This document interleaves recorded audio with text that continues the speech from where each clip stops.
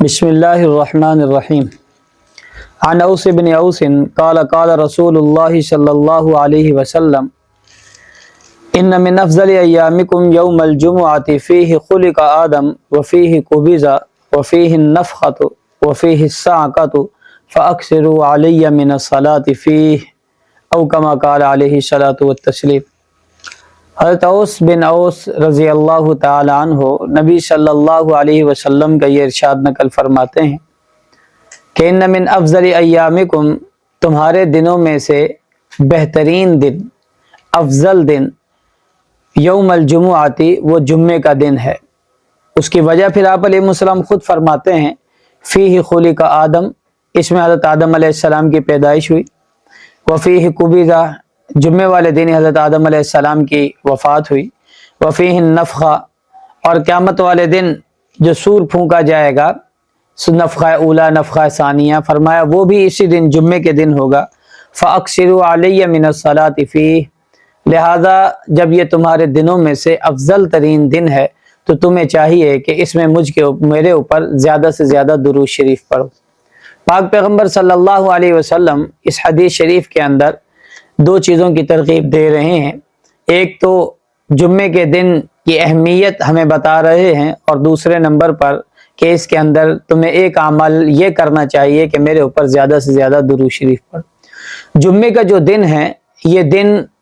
پاک پیغمبر صلی اللہ علیہ وسلم سے پہلے دوسری امتوں پر بھی پیش کیا گیا، لیکن ان امتوں نے اس دن کو قبول نہ کیا، اس کو وہ حیثیت نہ دی جو دے سکتے تھے۔ پاک پیغمبر صلی اللہ علیہ وسلم کو یہ دن پیش کیا گیا، آپ علیہ السلام نے اسے قبول فرمایا، لہٰذا ہمارے لیے یہ جمعے کا جو دن ہے گویا کہ عید کا دن ہے۔ اب یہ جمعے کا دن جب آتا ہے تو چند احکامات، چند اعمال اور چند اس کی خصوصیات وہ سامنے میں بیان کرتا ہوں، عرض کر دیتا ہوں، ہمیں چاہیے کہ ہم ان کے اوپر فکر کر لیں۔ جمعے کے دن سب سے پہلے کیا کام کریں؟ سب سے پہلے کہ آپ علیہ السلام کے اوپر ہم کثرت کے ساتھ درود شریف پڑھیں، جیسا کہ حضرت اوس بن اوس رضی اللہ تعالیٰ عنہ کی روایت کے اندر ذکر فرمایا کہ فَأَكْثِرُوا عَلَيَّ مِنَ الصَّلَاةِ فِي، اس دن کے اندر تم میرے اوپر زیادہ سے زیادہ درود شریف پڑھو۔ حدیث شریف میں آتا ہے کہ بابرکت دن اور بابرکت رات، اور ایک میں فرمایا روشن دن اور روشن رات مجھ پر کثرت کے ساتھ درود شریف پڑھا جائے۔ حدیث شریف میں آتا ہے آپ علیہ السلام نے فرمایا اکثروا علی یوم الجمعۃ، اکثروا علی یوم الجمعۃ و لیلۃ الجمعہ، کہ جمعے کے دن اور اسی طرح جمعے کی رات، یعنی جمعرات جو گزشتہ رات ہوتی ہے، فرمایا اس میں میرے اوپر زیادہ سے زیادہ درود شریف پڑھو۔ اور ایک اور حدیث میں فرمایا کہ تمہارا درود شریف میرے اوپر پیش کیا جاتا ہے۔ محدثین فرماتے ہیں کہ پاک پیغمبر صلی اللہ علیہ وسلم کے پاس جا کر جب آپ علیہ السلام پر کوئی امتی درود پڑھتا ہے تو فرشتے لے جاتے ہیں اور جا کر فرماتے ہیں کہ اللہ کے رسول فلاں بن فلاں نے آپ کے اوپر درود شریف پڑھا ہے۔ کتنی خوش قسمتی کی بات ہے کہ آپ علیہ السلام تک ہمارا درود پہنچے، ہمارا سلام پہنچے۔ اور کسی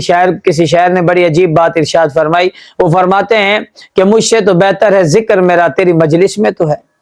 یعنی ہم جا نہیں سکتے روزہ رسول پر، لیکن ہمارا درود شریف روزہ رسول پر پیش کیا جاتا ہے۔ لہذا ان چیزوں کا ہمیں احتیاط کرنے کی فکر کرنی چاہیے کہ جمعے کے دن کثرت کے ساتھ آپ علیہ السلام پر درود پڑھیں صلی اللہ علیہ وآلہ واصحابہ وبارک وسلم۔ دوسرا، جمعے کے دن مسواک کرنا یہ مستقل سنت ہے، عام دنوں میں بھی مسواک سنت ہے۔ اسی طرح خوشبو لگانا، جو خوشبو میسر ہو،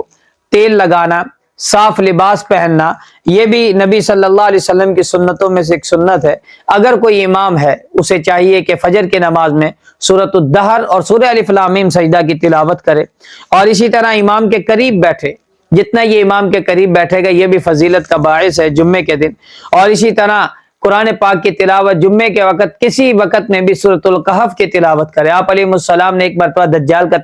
تذکرہ کیا، صحابہ اکرام مڑ مڑ کر دیکھنے لگے۔ آپ علیہ السلام نے فرمایا میرے زمانے میں تو آئے گا نہیں، آئے گا تو میں اپنے ہاتھ سے قتل کروں گا۔ تمہیں چاہیے کہ تم اگر اس کے فتنے سے بچنا چاہتے ہو تو تمہیں سورہ کہف کی تلاوت پابندی سے کرنی چاہیے۔ لہٰذا سورۃ الکہف کی تلاوت ہمیں پابندی سے کرنی چاہیے تاکہ ہم جمعے کی فضیلت کو حاصل کر سکیں۔ چند باتیں جو جمعے کے احکام میں سے ایک حکم جو ہم اس کی فکر نہیں کرتے کہ جب جمعے کی پہلی اذان ہو جائے تو آدمی کو چاہیے کہ اذان کے وقت پھر اس کو کاروبار چھوڑ دینا چاہیے، کاروبار نہ کرے، کاروبار لین دین سارے کے سارے چھوڑ دے۔ کیوں؟ اس وجہ سے کہ قرآن پاک میں فرمایا یا ایھا الذین آمنوا اذا نودی للصلاۃ من یوم الجمعہ فاسعوا الی ذکر اللہ، کہ جمعے کی جب اذان آ جائے، اذان دی جانے لگے تو تمہیں چاہیے کہ اللہ کے ذکر کی طرف دوڑو، اللہ کے ذکر کی فکر کرو۔ لہٰذا ہمیں بھی چاہیے کہ جمعے کی پہلی اذان کے وقت ہم اپنا لین دین معاملات اور دنیا کے سارے کام جو بھی ہمارے کام ہوں ہم انہیں چھوڑ کر خاص اللہ تبارک و تعالیٰ کے نماز کی طرف اور مسجد کی طرف متوجہ ہو جائیں۔ اور جمعے والے دن مسجد میں جلدی جانا یہ بھی جمعے کی سنتوں میں سے ایک سنت ہے کہ آدمی کو چاہیے کہ مسجد کے اندر جلدی جائے، اور پھر اس کے فضائل بھی ہیں۔ اب اگر کوئی آدمی بے شرع نہیں چھوڑتا، ابن عباس فرماتے ہیں کہ ایسے موقع پر بے شرع کرنا، حضرت ابن عباس رضی اللہ تعالیٰ عنہ کے مسلک کے مطابق فرماتے حرام، علماء نے لکھا ہے مکروہ تحریمی، لہٰذا ان چیزوں سے بچنا چاہیے۔ جیسے جمعے کی اذان ہو، ہر کام چھوڑ کر جمعے کے لیے نکل پڑے، اور جب یہ جمعے میں جتنی جلدی مسجد میں جائے گا اتنا ہی اس کو فضیلت ملے گی۔ حدیث شریف میں آتا ہے، پاک پیغمبر نے فرماتے ہیں اذا کان یوم الجمعہ، جب جمعے کا دن ہوتا ہے، وقفت الملائکہ علی باب المسجد، ملائکہ مسجد کے دروازے پر کھڑے ہو جاتے ہیں، حتیٰ کہ جو سب سے پہلے آتا ہے، جو سب سے پہلے مسجد میں داخل ہوتا ہے، فرمایا اس کے لیے اونٹ صدقہ کرنے کا ثواب، پھر گائے کا تذکرہ فرمایا، پھر انڈے کا مرغی کا، حتیٰ کہ آپ نے انڈے کا تذکرہ فرمایا، اور فرمایا فَإِذَا خَرَجَتِ الْإِمَامُ، جب امام نکلتا ہے تو فرشتے صحائف کو لپیٹ دیتے ہیں، اپنے صحائف کو لپیٹ لیتے ہیں، کیونکہ امام آ رہا ہے، جیسے امام کو آتا ہے دیکھا ہے تو وہ معاملہ ختم ہو۔ اسی وجہ سے علماء کرام نے لکھا ہے کہ اگر کوئی آدمی جمعے کے خطبے میں یہ شریک، اس وجہ سے لکھا ہے کہ آدمی کو چاہیے کہ جلد از جلد فکر کر کے مسجد میں جلدی جلدی پہنچے، تاکہ یہ اپنی مسجد میں جا کر اپنی مسجد کی فضیلت حاصل کر سکے، اور یہ فضیلت حاصل کر سکے صدقے والی۔ تو اس معاملے میں تو ایک دوسرے کے ساتھ ہمیں مقابلہ کرنا چاہیے۔ آج ہم دنیا کے معاملات میں مقابلہ کر رہے ہیں، ہمیں ان معاملات میں مقابلہ کرنا چاہیے کہ آج میں مسجد میں پہلے پہنچوں، اور کوشش کرے کہ جب مسجد میں چلے جائے تو جتنا جلدی ہو، جتنا زیادہ سے زیادہ ہو سکے نوافل ادا کرے۔ یہ بھی جمعے کی سنتوں میں سے ایک سنت ہے کہ صحابہ کرام اور آپ علیہ السلام کا معمول تھا جلدی جانا اور نوافل اور عبادات کے اندر مصروف ہو جانا، تاکہ اللہ تبارک و تعالیٰ کی طرف انسان کا دل متوجہ رہ جائے۔ اور اگر جب سے فارغ ہو اور امام جب خطبہ شروع کر دے تو آدمی کو چاہیے کہ خطبہ توجہ سے سنے، پوری توجہ اور دھیان لگا کر خطبہ سنے۔